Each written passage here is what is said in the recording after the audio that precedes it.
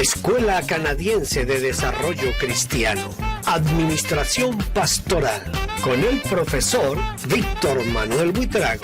Muy buenas, ya estamos aquí para comenzar nuestra clase número 3 de Administración Pastoral.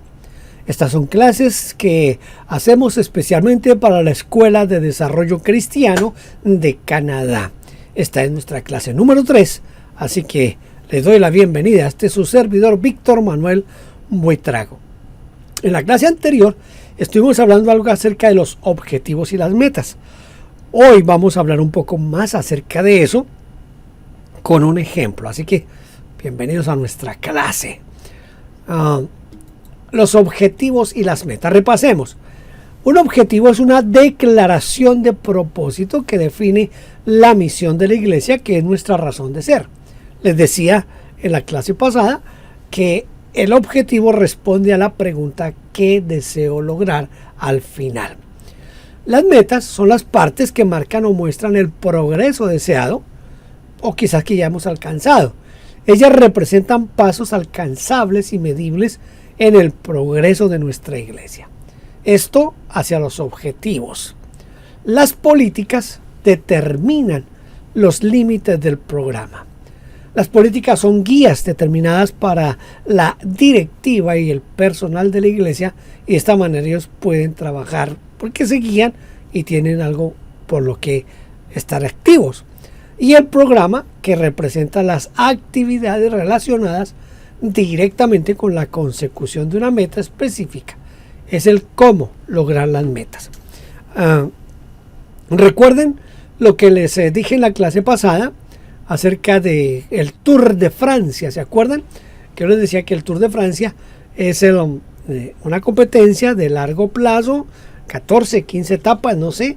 El objetivo de alguien puede ser llegar a ser el campeón del Tour de Francia, pero para llegar a ser campeón primero tiene que comenzar a ir alcanzando etapas. La primera etapa, la segunda etapa, tiene que pensar en los premios de montaña, en las contrarreloj. Todo eso es parte de lo que él tiene que prepararse para al fin llegar allá. Así somos nosotros como iglesia. Nosotros como iglesia tenemos un objetivo que es predicar el evangelio. El objetivo ya en una forma específica para nuestra iglesia puede ser, no sé, vamos a mirar un ejemplo mejor si les parece de esto de las metas. Entonces yo quiero realizar un ejercicio a manera de ejemplo, pero escúcheme, usted va a preparar uno para su ministerio y me lo va a enviar a mí después. ¿Está bien? Muy bien. Pensemos en un plan para sembrar una iglesia, para comenzar una iglesia. Entonces, lo primero que vamos a hacer es establecer la ciudad, o el barrio, o la zona, o el sector donde queremos establecer la iglesia. El objetivo, entonces, póngale cuidado, este es el objetivo. El objetivo es sembrar una iglesia en el barrio La Independencia de la ciudad de Narnia.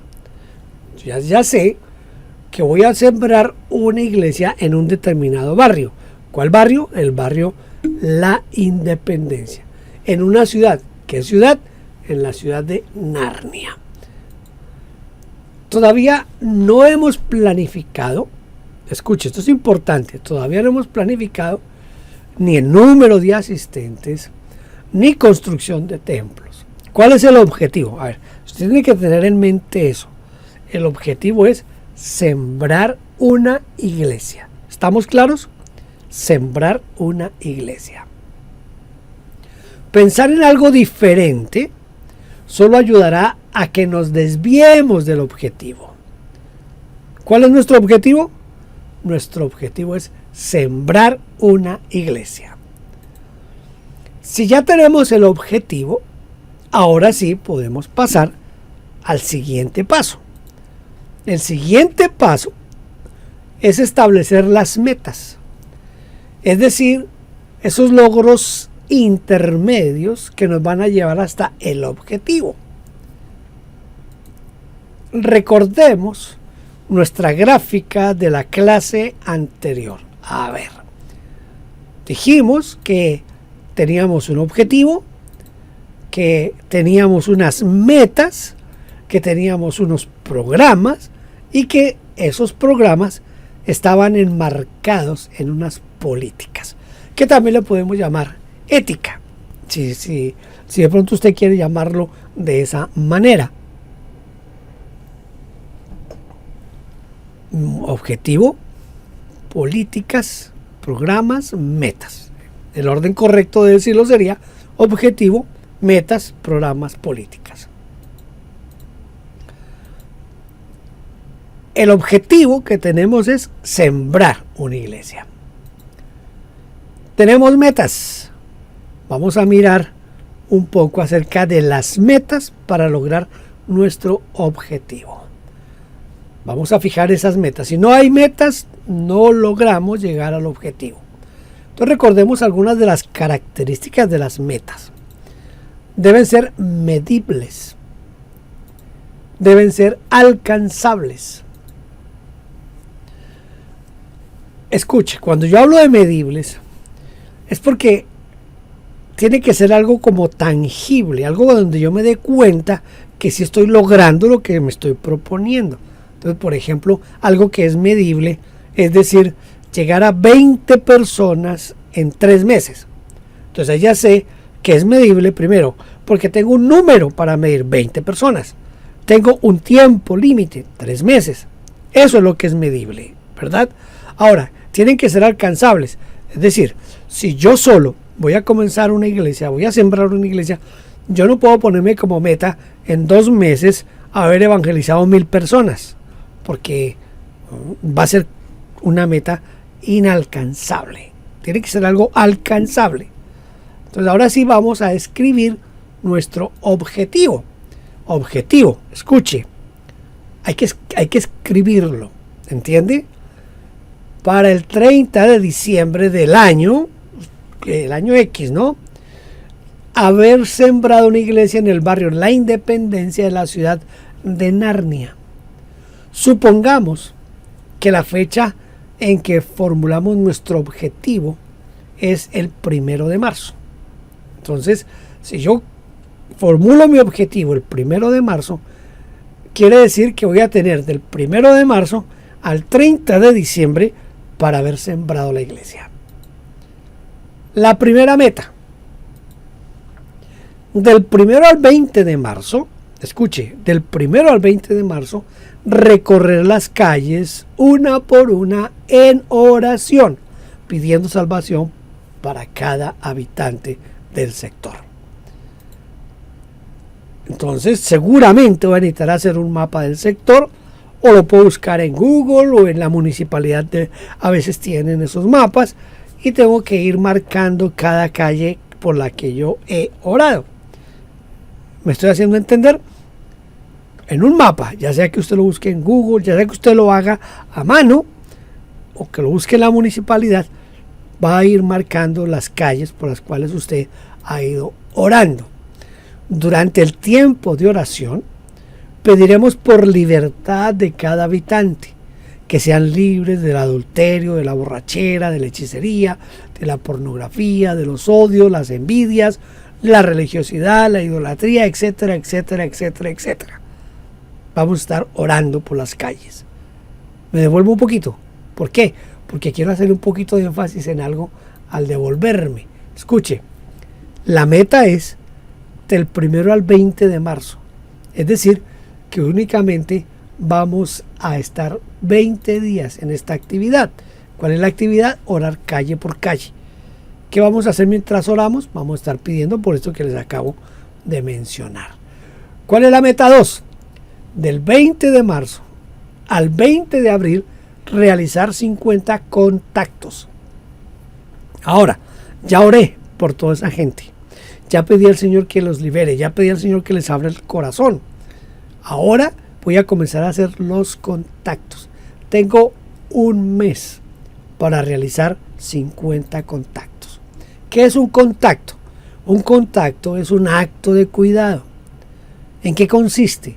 Consiste en, estas son algunas ideas: entregar un tratado, un libro con temática bíblica, regalar una Biblia o regalar un Nuevo Testamento. Eso es un contacto. Es darle a una persona un tratado, darle a la persona un libro. Por ejemplo, si en su país existe una entidad que se llama la Liga Bíblica, en la Liga Bíblica usted va a conseguir materiales que son excelentes materiales para hacer contactos. Ayudar a una persona, esto también es parte de un contacto, de hacer un contacto, un evento de cuidado, es ayudar a una persona o a una familia en algo así como cuidar a un enfermo, quizás ayudarle a ir a comprar los víveres, la comida. En Colombia decimos el mercado, comprarles y llevarse, porque de pronto no se pueden movilizar, entonces vamos y se los compramos y se los llevamos. Hasta aquí todavía no hemos evangelizado, estamos solamente haciendo un contacto, es decir, la persona ya me va a conocer. ¿Por qué? Porque mientras yo estoy hablando con ella me di cuenta, por ejemplo, que perdió un ser querido. Entonces la Liga Bíblica tiene un libro que es un librito, es una cosa pequeñita que ayuda para que las personas que han perdido un ser querido, han perdido un bebé, encuentren a través de la palabra de Dios consuelo. Entonces les he entregado ese librito, ese es un contacto. La meta número 3, del 20 de abril al 30 de mayo, iniciar el estudio del Evangelio de Juan con 30 personas. Escuche, si yo hice 50 contactos en el mes anterior, ahora esos 50 contactos yo les voy a ofrecer la posibilidad de comenzar a estudiar el Evangelio de Juan conmigo. Las lecciones del Evangelio de Juan son parte de este estudio, son un anexo. Entonces yo voy a ver cómo les dejo un link, un enlace donde usted pueda bajar las lecciones del Evangelio de Juan. Son solo 5 lecciones. Escuche, 5 lecciones. Pero en 5 lecciones usted habrá evangelizado con el Evangelio de Juan a esas personas. Si usted hizo los 50 contactos, los 50 actos de cuidado, usted tiene ahí 30 personas para comenzar el estudio del Evangelio de Juan. No es nada complicado. Entonces usted va a hacer una lección por semana, ya sea con una sola persona o con un grupo familiar, es decir, papá, mamá, hijos. Usted los tiene ahí y a cada uno le entrega su Evangelio de Juan y a cada uno le entrega las lecciones fotocopiadas para que ellos puedan contestar, porque eso es importante. Si tiene una meta como esta, seguramente va a necesitar más personas que le ayuden a compartir el estudio de Juan. Quizás no va a poder hacerlo usted solo, pero otros le pueden ayudar a compartir el Evangelio de Juan. Note que hasta aquí no hemos hablado de cultos, aunque ya se tiene una iglesia. Ya hemos empezado a sembrar la iglesia. Ahora solo falta que comience a crecer. Yo no sé si alguna vez ha tenido la experiencia de sembrar algo. Supongo que sí. A veces en la casa, por ejemplo, yo con mi esposa, cuando llegamos a esta casa donde vivimos ahora, un día nos pusimos ahí afuera en una especie como de jardincito y sembramos algunas semillas de unos palos de rosa, sembramos unos tulipanes. La primera vez las ardillas se comieron la semilla y no pasó nada. Después lo sembramos un poquito más profundo y tuvimos tulipanes, pero se demora. Lo que se hace con los tulipanes, por ejemplo, es que en el otoño, cuando ya está terminando el otoño y va a comenzar el invierno, es cuando se siembran los tulipanes. Entonces el invierno vendrá, eso permanecerá cubierto de nieve por 2 o 3 meses. Cuando llega la primavera y se va la nieve del piso, comienzan a brotar los tulipanes. Eso hacen con el trigo, eso hacen con el maíz aquí en este país. Entonces, recuerde esto, la semilla se pone allí y hay que esperar. Yo no conozco la primera planta, que usted pone la semilla hoy y mañana ya tiene aguacates, por ejemplo, o peras, o manzanas, o rosas. No. Siempre la semilla tiene que morir primero para que produzca fruto. No se olvide de eso. Amén. Muy bien. Ahora, para este momento, usted debe evaluar. Acuérdense que le dije que las metas deben ser medibles y evaluables. Entonces, para este momento usted debe evaluar sus 3 primeras metas. ¿Cómo vamos a evaluarlas? ¿Cómo? Fácil. Las evaluaremos con preguntas. Primera pregunta. ¿Recorrimos todas las calles del sector? ¿Hicimos el mapa? ¿Oramos por cada calle, por cada casa? Entonces debe tener una forma de decir, si lo hice, no lo hice, me faltó aquí, me faltó allá. Entonces ahí estamos evaluando. Hicimos los 50 contactos. Usted tenía como meta hacer 50 contactos.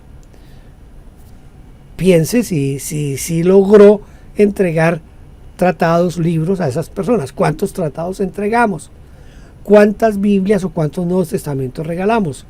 ¿Cuántos actos de cuidado tuvimos con alguien? ¿Le dimos alimento a alguien? ¿Visitamos a alguien en el hospital, en su casa si estaba enfermo?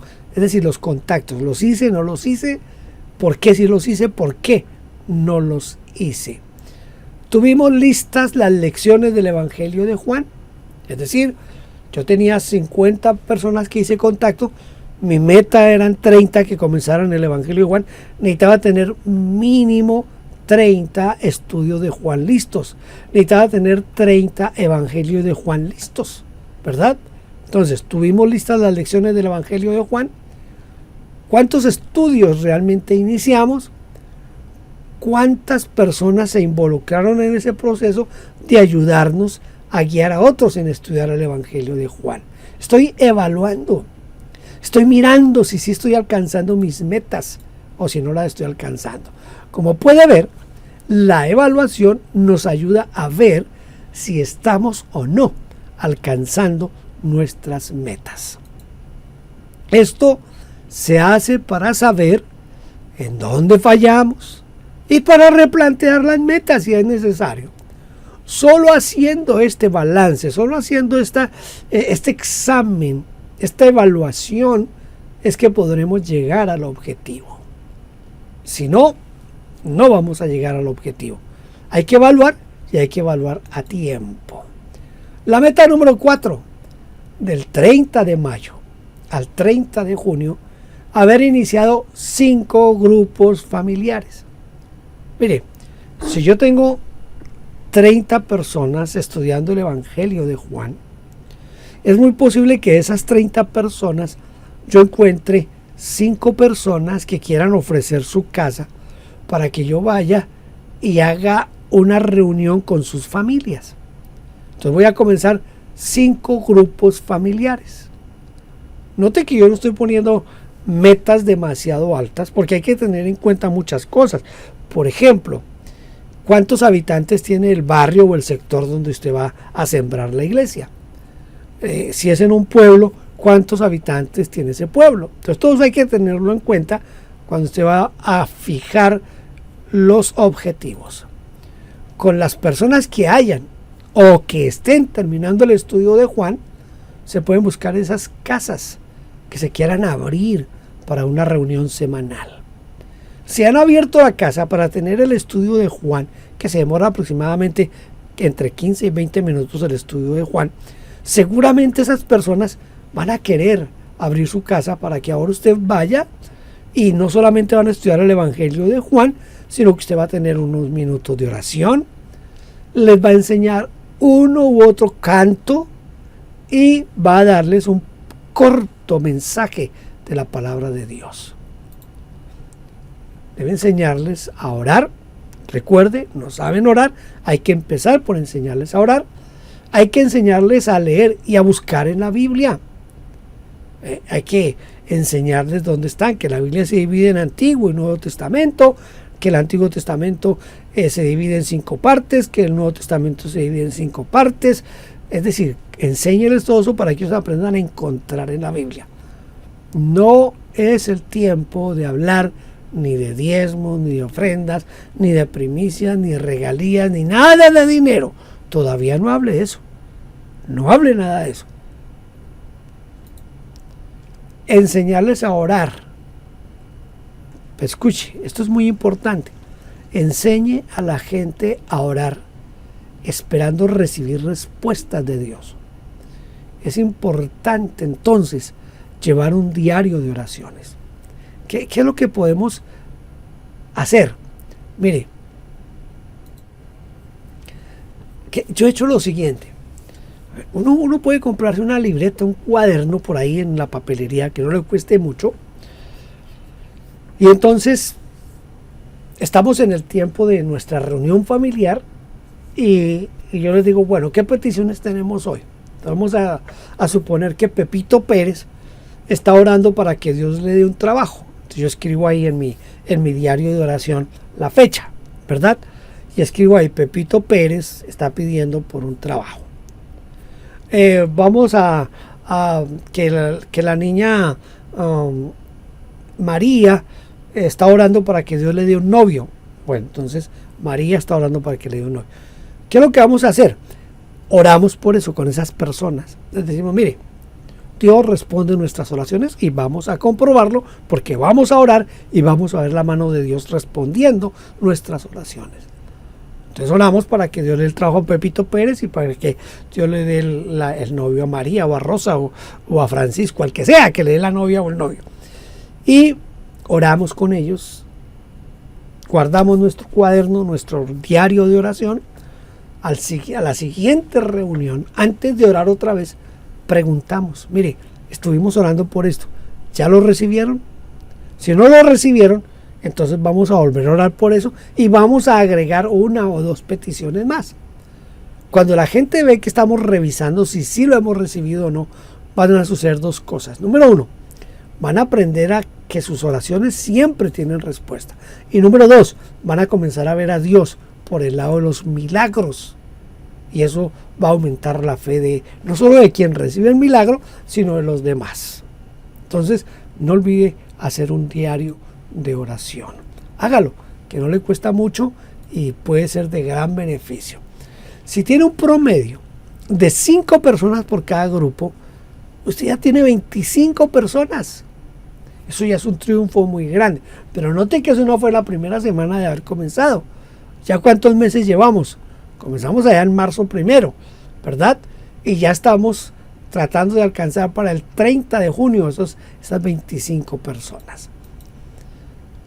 Todavía no es el tiempo de pensar en un terreno o en un local para arrendar.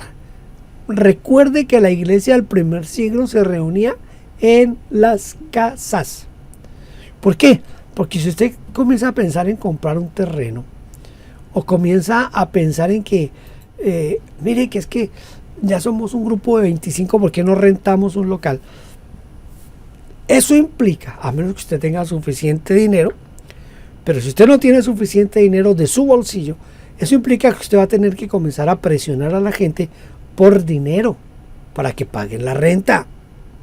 Entonces, todavía quizás no sea muy sabio hablar de dinero. Mejor siga haciendo las reuniones en las casas. Lea el libro Los Hechos de los Apóstoles y se va a dar cuenta que la iglesia del primer siglo se reunían en las casas. Y no era una iglesia pequeña. Recuerde, eran como en un mes ya habían 8,000 personas en Jerusalén que habían aceptado a Cristo. ¿Dónde se reunían? Ellos no se iban al templo de Jerusalén de los judíos, no. Se reunían en las casas. En las casas. 8,000 personas, quizás más de 8,000 personas, se reunían en las casas. Entonces, si usted tiene 25, ¿cuál es la gana de ir a pagar una renta bien cara para después sentirse usted aquí que no tiene cómo pagar el arriendo? ¿Sí me hago entender? Mucho menos pensar en comprar un terreno. Usted compra el terreno y ¿qué? ¿Qué va a hacer con el terreno? Tiene que pensar en edificar y todo eso va a costar mucho dinero. Tenga cuenta eso. Meta número 5. Para el 30 de agosto, tener 40 personas reuniéndose en 6 casas.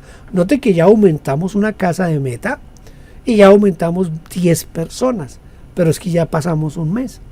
Entonces vamos a tener como meta para el 30 de agosto tener 40 personas reuniéndose en 6 casas. Entonces necesitamos impartir clases de catecúmenos para el bautismo. Tenemos que enseñarles las doctrinas básicas del Evangelio. Lo que yo les recomiendo es, si usted no tiene un manual de discipulado, tome la denominación, la organización con la que usted trabaja, tiene una declaración de fe. Tome esa declaración de fe y enséñeles punto por punto. Enséñeselo. Y de esa manera van a crecer en las doctrinas básicas del Evangelio. Haber formado por lo menos 2 líderes de grupo familiar entre las personas que terminaron el Evangelio de Juan y que hicieron las lecciones de catecúmenos y ya han dado muestras de un nuevo nacimiento. Recuerda lo que dice el apóstol Pablo: no un neófito, sino que sea una persona que haya nacido de nuevo y que dé muestras de tener compromiso con el Señor. Meta número 6. Para el 30 de octubre, tener 20 personas bautizadas y empezar la consecución de un salón o un lugar de reuniones. No necesariamente tienen que pagar arriendo. Hay muchos lugares que a uno se los prestan sin cobrarle arriendo. Pero es cuestión de, dependiendo de la ciudad o el barrio o el sector donde estemos comenzando la iglesia, busque opciones. Meta número 7.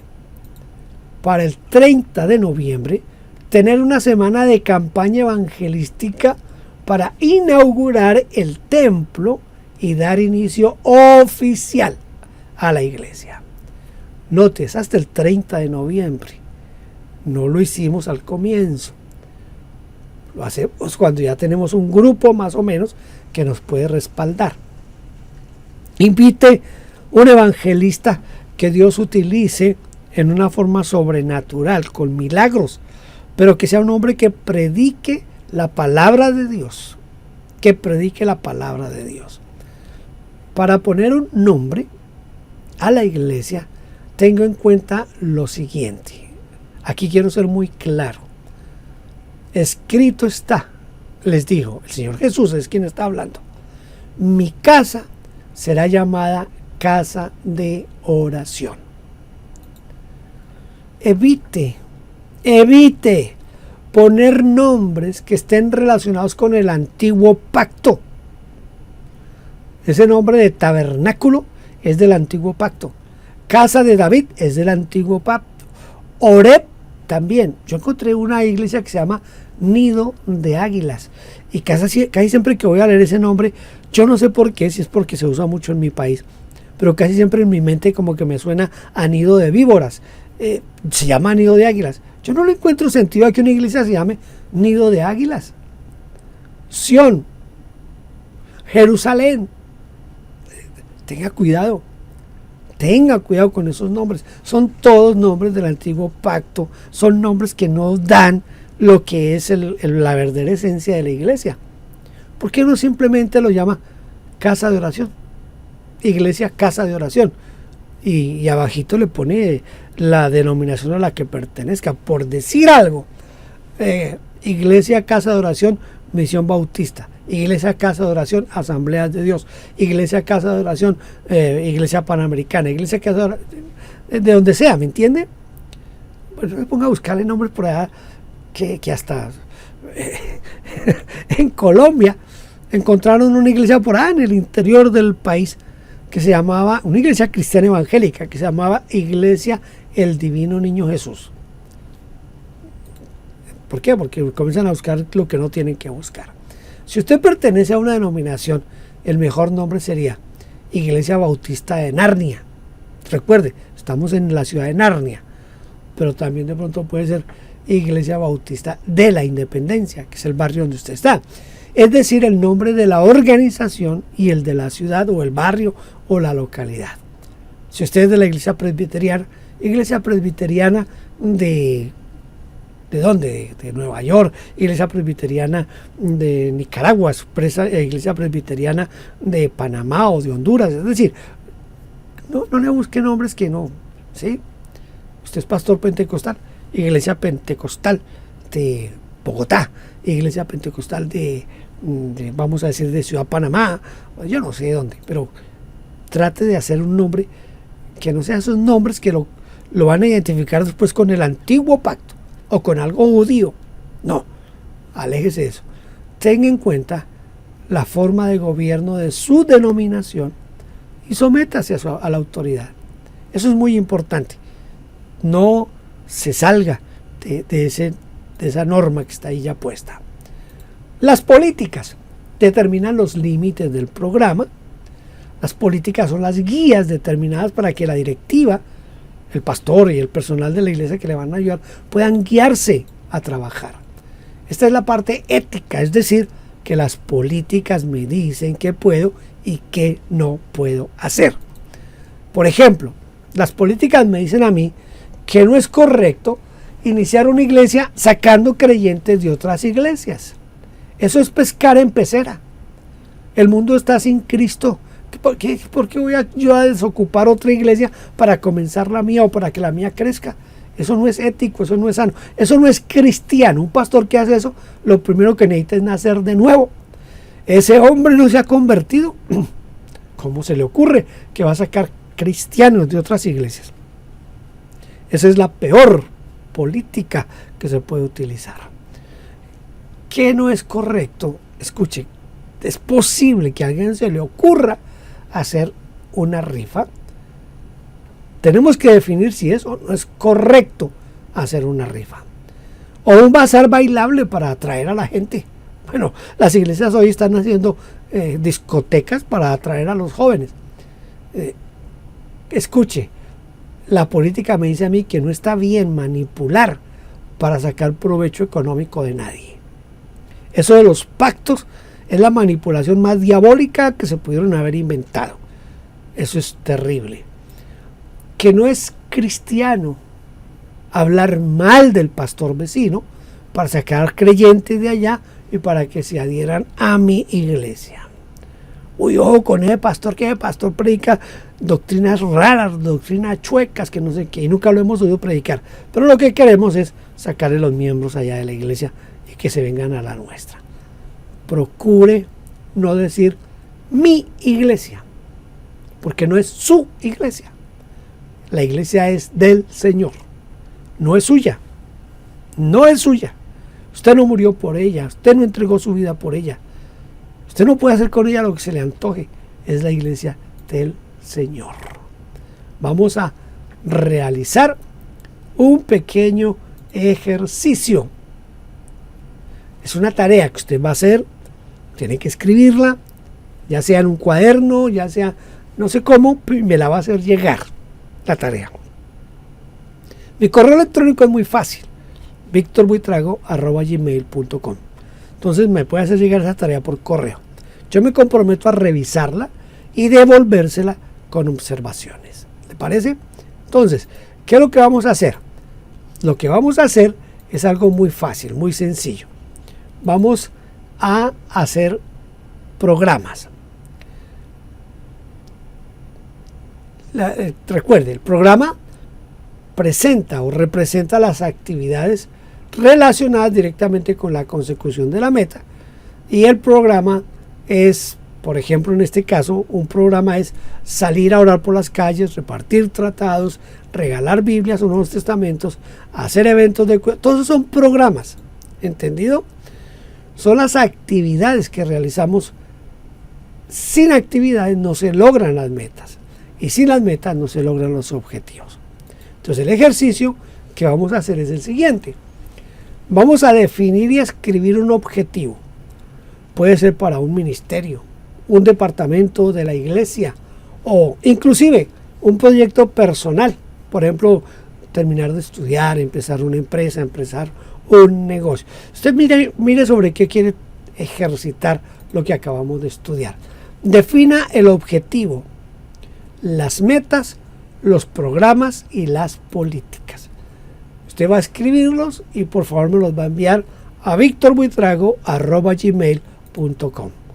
No olvide escribir sus datos personales, nombres completos, ciudad donde vive, un correo electrónico para devolverle las observaciones, y si no, pues entonces un número de WhatsApp. Pero si va a poner el número de WhatsApp y si me lo va a enviar por WhatsApp, dentro del mensaje de WhatsApp envíeme su nombre y la ciudad donde vive. ¿Estamos? Me alegra que haya estado conmigo. Hasta aquí llegamos en la lección número 3. Dios le bendiga, lo espero en la lección número 4. Gracias por vernos. Déjenos su huella suscribiéndose y comentando. No olvide campanita y compartir. Dios le bendiga.